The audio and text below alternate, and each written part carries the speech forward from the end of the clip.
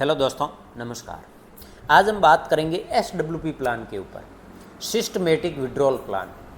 Systematic withdrawal plan के अंदर आप इन्वेस्टमेंट करके एक अपनी मंथली इनकम जनरेट कर सकते हैं। जैसे हम जिसको बोल सकते हैं कि हम हमारी पेंशन खुद से स्टार्ट कर सकते हैं। जैसे किसी की गवर्नमेंट जॉब है तो उनको पेंशन मिलनी है और मिलती रहेगी 60 साल के बाद में।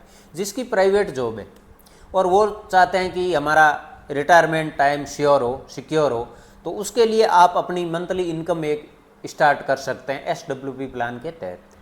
अब उसके अंदर आपको कुछ बातों का ध्यान भी रखना पड़ेगा। आपको कौन सा फंड सेलेक्ट करना चाहिए और किन किन बातों का ध्यान रखना चाहिए, इसके ऊपर हम बात करेंगे। एक सर का मैसेज था मेरे पास, टेक्स्ट मैसेज किया उन्होंने कि मेरी एज 58 साल है और मैं रिटायरमेंट टाइम से पहले या रिटायरमेंट जब टाइम हो, मेरा 60 साल हो लगभग, तो उसके बाद मेरे को एक मंथली इनकम आनी चाहिए मेरे अकाउंट के अंदर। क्या है, अब काम नहीं होता, उन्होंने बताया, और प्राइवेट वो काम जॉब करते हैं लगभग। अब उनके पास उन्होंने बताया कि मेरे पास 15 लाख रुपए है और इस पैसे को मैं इन्वेस्टमेंट करूँगा, तो मेरे को कहाँ पर इन्वेस्टमेंट करना चाहिए और जहाँ रिटर्न भी अच्छा मिलना चाहिए। उन्होंने तो बोला कि मेरे को स्मॉल कैप फंड के अंदर कोई इन्वेस्टमेंट करा दो, अच्छा सा फंड। और उनका ये भी है कि मेरे को SBI का ही फंड होना चाहिए, क्योंकि वो शुरुआत से ही SBI बैंक के अंदर गए, पैसा डिपॉजिट किया, विड्रॉल किया, जो कुछ भी किया, एक उनका रिश्ता टाइप हो गया SBI बैंक से। उनको दूसरी बैंक या दूसरे कहीं भी इन्वेस्टमेंट भी नहीं करना है। ये कुछ उनके क्वेश्चन है। तो अभी हम उन सर के लिए एक वीडियो बनाते हैं, इसके अंदर दूसरे लोग भी देख सकते हैं, हम खुद भी हमारा प्लानिंग इस तरीके से कर सकते हैं। आपसे एक रिक्वेस्ट है, आप वीडियो को पूरा देखें, लाइक करें, चैनल को सब्सक्राइब करके आप ज़रूर रखें। तो SWP प्लान के अंदर अगर हम इन्वेस्टमेंट करने की सोच रहे हैं तो हमें स्मॉल कैप फंड के अंदर कभी नहीं जाना चाहिए, जैसा कि सर ने बताया। लेकिन स्मॉल कैप फंड को हमें बिल्कुल भी सिलेक्ट नहीं करना चाहिए। फंड ऐसा होना चाहिए जिसके अंदर उतार चढ़ाव कम हो। आप हाइब्रिड फंड को ले सकते हैं, ज़्यादा हो तो आप लार्ज कैप फंड को ले सकते हैं। मेरे हिसाब से हाइब्रिड फंड है वो अच्छा रहता है। उसके अंदर कुछ डेप्ट और कुछ इक्विटी दोनों का एक मिला जुला कॉम्बिनेशन होता है, जिससे हमारा मार्केट जब भी नीचे आए तो उस समय वहाँ इतना करेक्शन नहीं होता है और हमारा जो नेट प्रॉफिट है वो बरकरार रहता है। तो अभी हम देख लेते हैं कि हमें कौन से फंड के अंदर इन्वेस्टमेंट करना चाहिए। तो SWP प्लान के तहत अगर हमें इन्वेस्टमेंट करना है तो हम SBI इक्विटी हाइब्रिड फंड के अंदर इन्वेस्टमेंट कर सकते हैं। इसके अंदर आप में एक्सपेंस रेशो है 0.73% का मिलेगा और 3 साल का CAGR रिटर्न है वो 13% से ऊपर का है। अभी हम इसको ओपन करके देखते हैं इसके सारे डाटा। जैसा कि आप यहाँ नाम भी देख सकते हैं, SBI इक्विटी हाइब्रिड फंड।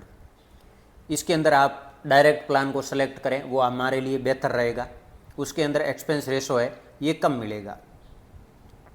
अभी हम इसका देख लेते हैं, पिछले 5 साल का रिटर्न है वो 16% से ऊपर है, ये आप देख सकते हैं यहाँ। अगर हम ऑल टाइम का देखेंगे पिछले लगभग 10-11 साल का, तो यहाँ 15% से ऊपर का मिल जाएगा। 1 साल का अगर रिटर्न देखेंगे तो ये 27% से ऊपर है और 3 साल का लगभग 13% से ऊपर का रिटर्न है।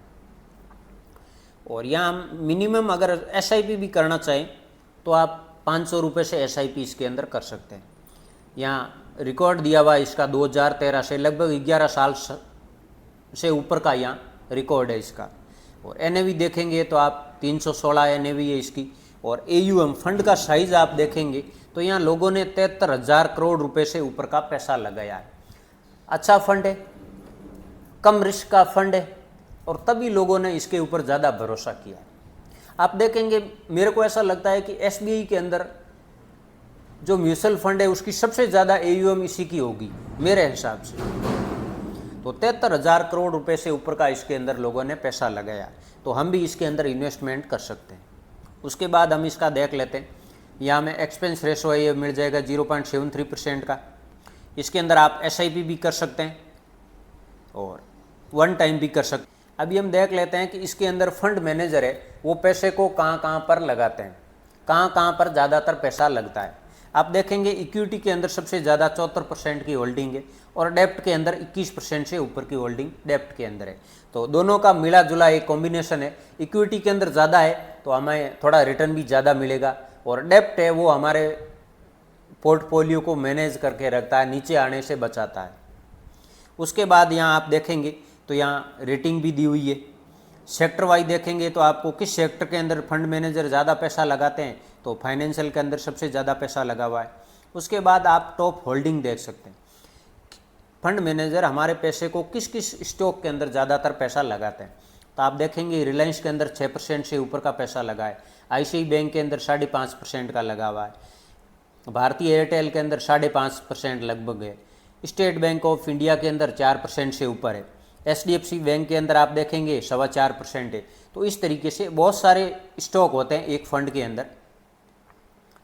तो जैसा फंड मैनेजर को ठीक लगता है उस फंड के अंदर उतनी होल्डिंग वो लोग लेते हैं।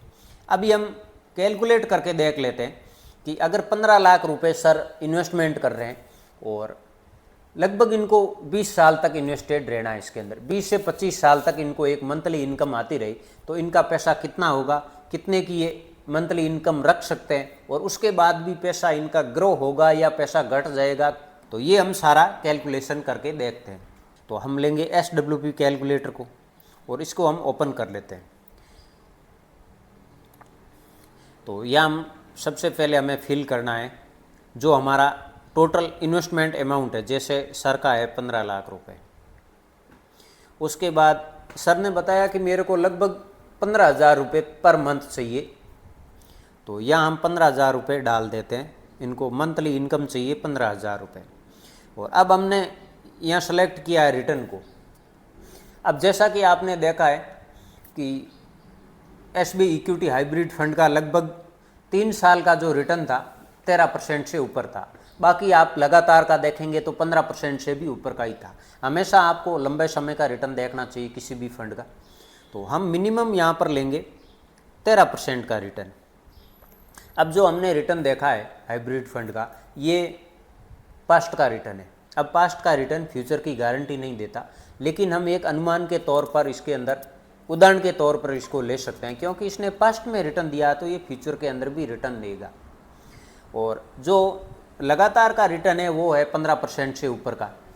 फिर भी हम यहाँ मानते हैं, अनुमानित मानते हैं उससे कम 13% का अगर हम रिटर्न माने तो हमारा पैसा टाइम पीरियड लेते हैं लगभग 25 साल तक, इनको 60 से 25 साल तक इनको अगर मंथली इनकम जनरेट होती रहेगी तो इनका पैसा बढ़ता है घटता है क्या होता है, ये हम कैलकुलेट करके देखते हैं। यहाँ हमने SWP कैलकुलेटर, ये आप देखेंगे 15 लाख रुपए हमने इन्वेस्टमेंट अमाउंट ले लिया, 15,000 रुपये इनको मंथली इनकम चाहिए जैसे पेंशन के तौर पर मंथ, और 13% का रिटर्न मानेंगे और 25 साल तक ये अगर इन्वेस्टेड रहेंगे तो इनका पैसा कितना बढ़ेगा घटेगा क्या होगा, इसको अभी हम कैलकुलेट करके देखते हैं। यह हमने कैलकुलेट कर लिया। तो ये इन्वेस्टमेंट अमाउंट है 15 लाख रुपए, और ये हो गया सर ने 25 साल तक 15,000 रुपये अगर विड्रॉल करेंगे तो 25 साल के अंदर 45 लाख रुपए विड्रॉल हो जाएंगे, और फिर भी वो 25 साल के बाद में भी उनके पास 39,43,712 रुपये और भी बचेंगे। तो ये आप देखेंगे कि ये किस तरीके से हुआ। जैसे हमने 15 लाख रुपए लगाए और 45 लाख रुपए विड्रॉल कर लिए, फिर भी उनकी फाइनल वैल्यू बचती है 25 साल के बाद में, वो बचती है लगभग 39 लाख रुपए। तो ये एक्चुअल के अंदर हुआ कैसे, तो इसका हम कैलकुलेटर का डिटेल देखते हैं कि इसके अंदर रिटर्न हमें कैसे मिला और ये फाइनल वैल्यू बची कैसे। तो हम कैलकुलेटर के ऊपर गए और यहाँ इसकी डिटेल दी हुई है।